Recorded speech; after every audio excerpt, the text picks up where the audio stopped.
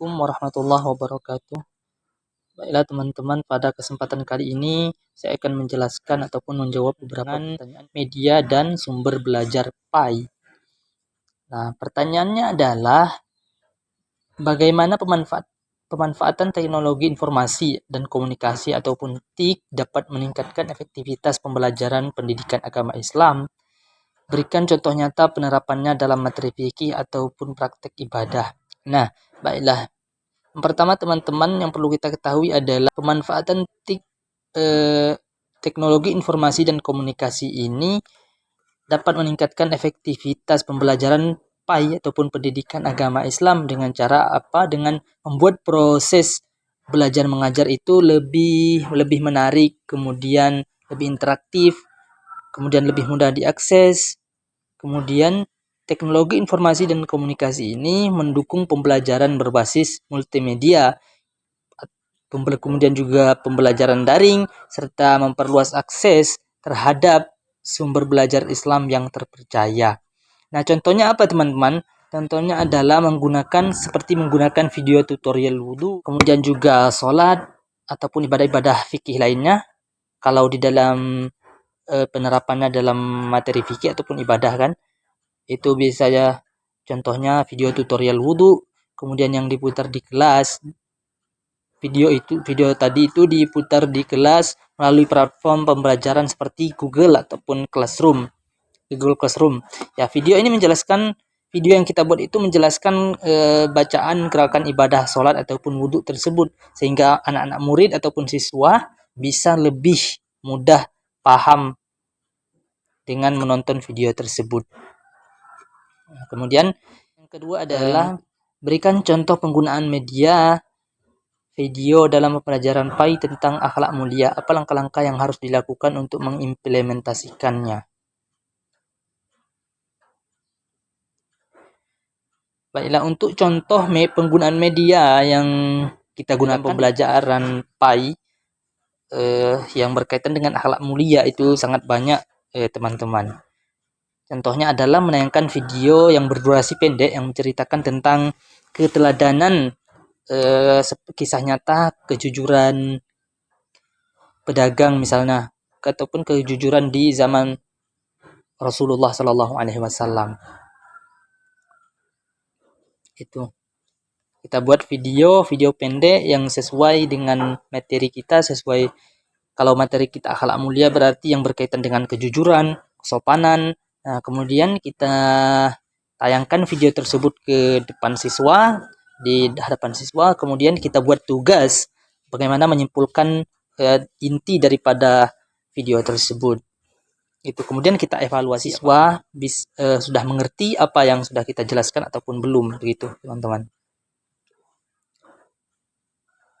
Kemudian dalam pengembangan modul ajar PAI yang efektif, apa contohnya untuk setiap langkah? Baiklah. Langkah-langkahnya teman-teman, yang pertama adalah yang efektif ya. Pertama, analisis kurikulum. Contohnya menyesuaikan KADI dan TP pada materi zakat. Itu dia.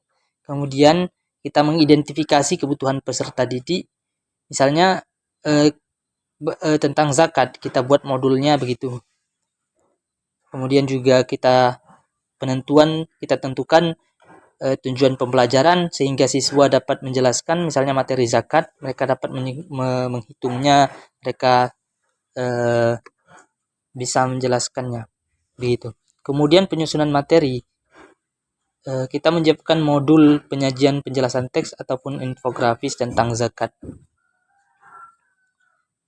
Kemudian kita kembangkan aktivitas pembelajaran, sehingga contohnya adalah diskusi kelompok, studi kasus tentang sholat ataupun zakat dan sebagainya. Kemudian kita evaluasi dan revisi supaya guru kita menguji coba modul yang kita berikan, kemudian memperbaiki bagian-bagian yang masih kurang dipahami oleh peserta didik kita, gitu. Kemudian platform seperti Google Scholar dan website ataupun situs keislaman menjadi sumber belajar digital PAI. Bandingkan kelebihan dan kelemahan dua platform digital tersebut dalam konteks pembelajaran PAI. Berikan rekomendasi penggunaan platform tersebut untuk topik sejarah kebudayaan Islam. Baiklah, pertanyaannya sangat menarik teman-teman tentang sejarah kebudayaan Islam, yang memang secara umum sering sebagai guru PAI kita juga membahas tentang itu. Baiklah, mengenai perbandingan Google Scholar dan website keislaman dalam pembelajaran PAI, itu ada memang beberapa kelebihan dan kekurangannya ya. Kelebihannya kalau Google Scholar itu sumber akademik terverifikasi, kemudian cocok untuk guru ataupun riset lebih dalam. Itu kelebihan dari Google Scholar. Kalau website keislaman itu bahasanya mudah dipahami oleh siswa, kemudian akses cepat dan tematik. Kemudian apa kelemahan dari kedua platform tersebut? Kelemahannya kalau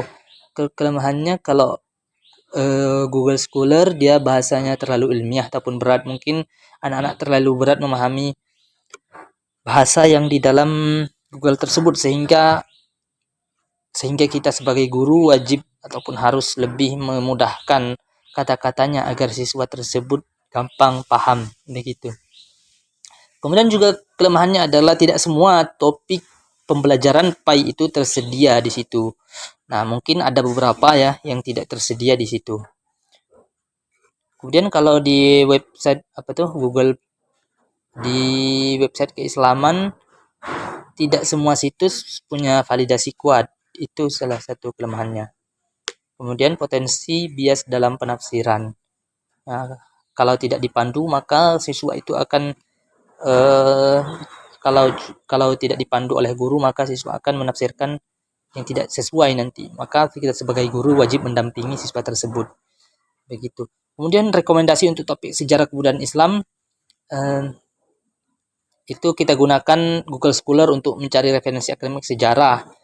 Contohnya misalnya dinasti Umayyah ataupun Abbasiyah, kita gunakan Google Scholar, ataupun juga kita gunakan website keislaman yang terpercaya seperti NU Online, juga Muhammadiyah gitu, atau rumahfikih.com untuk menyajikan cerita ataupun konten populer sebagai pengantar pemahaman siswa. Nah, itu dia yang bisa kita gunakan di dalam topik sejarah kebudayaan Islam ini.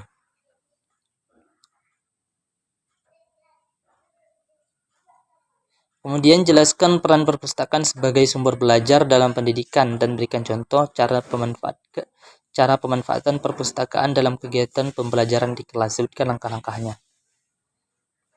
Mengenai tentang perpustakaan, teman-teman, perpustakaan itu ya menyediakan bahan bacaan agama, tafsir, sejarah Islam dan literatur keislaman lainnya yang memang memperkaya pembelajaran. Selain itu juga perpustakaan itu mendukung budaya literasi dan keterampilan berpikir kritis siswa. Contoh pemanfaatan perpustakaan dalam kelas adalah misalnya pembelajaran materi sejarah Nabi Muhammad SAW. Kita memberikan topik yang berbasis literasi, kemudian kita tugaskan siswa itu mencari referensi buku di perpustakaan tersebut, kemudian kita suruh mereka untuk berdiskusi kelompok membahas hasil bacaan mereka begitu. Kemudian kita menyuruh mereka untuk mempresentasi hasil bacaan dan refleksi bersama setelah diskusi tadi. Kemudian kita evaluasi tugas dan pemahaman hasil bacaan dan refleksi bersama setelah diskusi tadi. Kemudian kita evaluasi tugas dan pemahaman siswa terhadap isi bacaan mereka. Begitulah teman-teman sedikit jawaban dari soal-soal yang berkaitan dengan media dan sumber belajar PAI. Semoga kita bisa mengambil manfaat dari jawaban-jawaban tersebut dan sampai jumpa di sesi-sesi berikutnya. Wassalamualaikum warahmatullahi wabarakatuh.